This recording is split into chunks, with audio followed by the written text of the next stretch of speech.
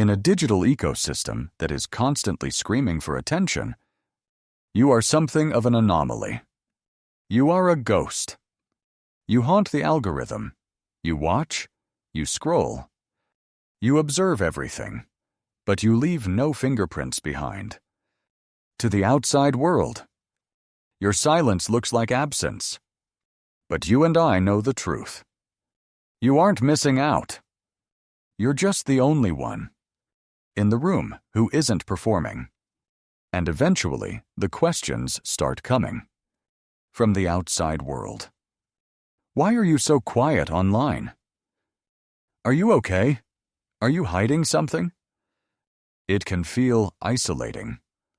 But I want to offer you a different perspective today. What if your silence isn't a deficit? What if it's actually a sign of a system that is functioning at a higher level? Let's look at the biology of being perceived.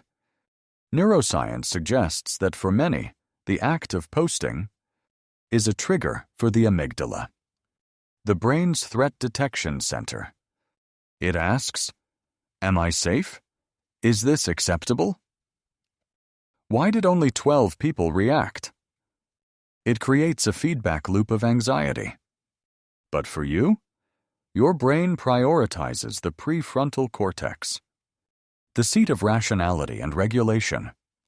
You aren't broken because you don't seek applause.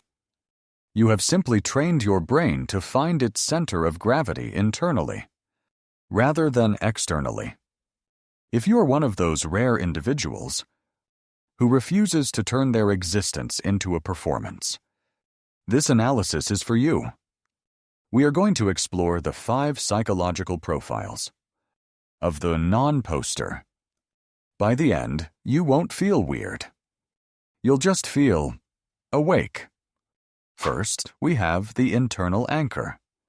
In a culture that demands we outsource our self-esteem to the crowd, this person keeps theirs in-house. Their internal monologue is quiet, but firm.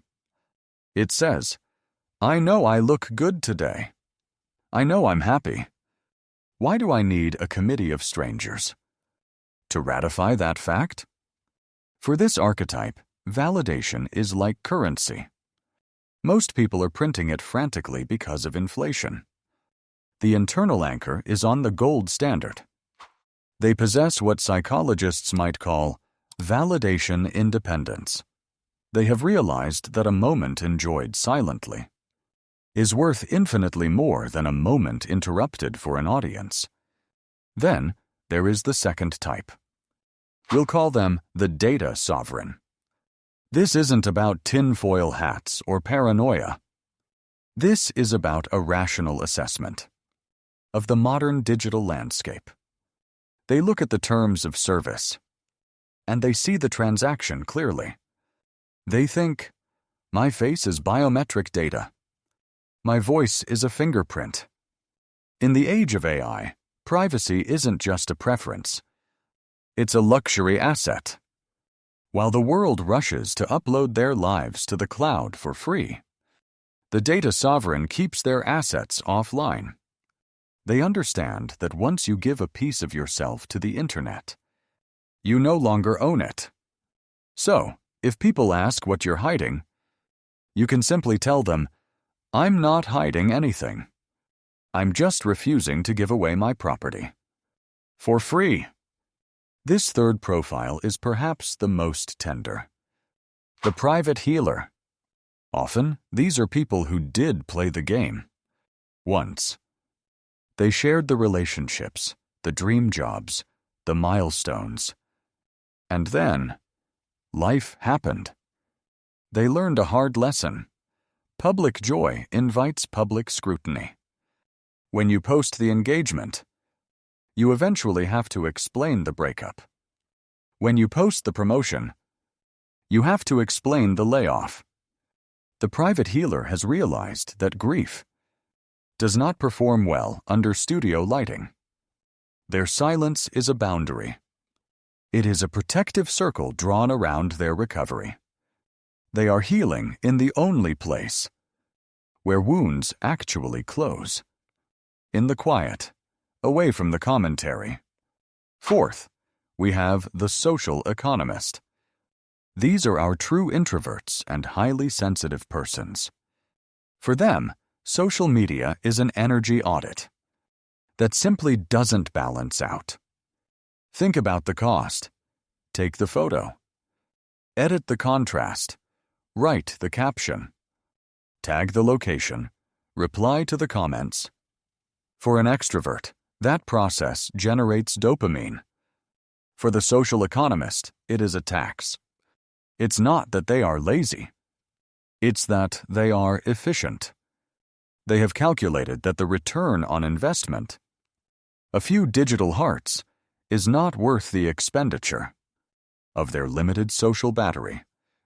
They prefer to spend that energy on things that offer a real return: deep conversation, solitude, peace, and finally, the realist. This archetype has a low tolerance for friction between reality and presentation. They look at the curated feed, and they see the scaffolding. They see the ring lights, the filters, the multiple takes. To them, posting feels like participating in a mass hallucination. Their refusal to post is a quiet rebellion. They are voting for authenticity by abstaining from the performance. They prefer the texture of an unedited life, even if no one else sees it. Now, I should add a disclaimer. We often overanalyze silence. Sometimes you don't post because you aren't making a philosophical stand. Sometimes you're just busy.